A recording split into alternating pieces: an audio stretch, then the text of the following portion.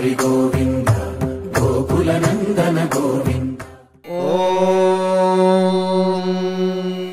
शतमानं भवति शतायुः पुरुषः शतेन्द्रिय आयुष्येवेन्द्रिये प्रतिष्ठति।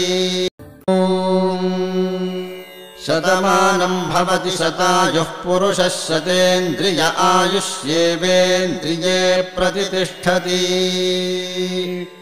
शतमानं भवति शतमानकं शतमानं भवति शतायुः शतायुर्भवति शतमानकं शतमानं भवति शतायुः शतमानमिति शतमानं भवति शतायुः शतायुर्भवति भवति शतायुः पुरुषः पुरुषः शतायुर्भवति शतायुः पुरुषः शतायुः पुरुषः पुरुषः शतायुः शतायुः पुरुषः शतेन्द्रियः शतेन्द्रियः पुरुषः शतायुः शतायुः पुरुषः शतेन्द्रियः शतायुरिति शतायुः पुरुषः शतेन्द्रियः शतेन्द्रियः पुरुषः पुरुषः शतेन्द्रिय आयुष्यायुषि शतेन्द्रियः पुरुषः पुरुषः शतेन्द्रिय आयुषि शतेन्द्रिय आयुष्यायुषि शतेन्द्रियः शतेन्द्रिय आयुष्येवैवायुषि शतेन्द्रियः शतेन्द्रिय आयुष्येव शतेन्द्रिय इति शत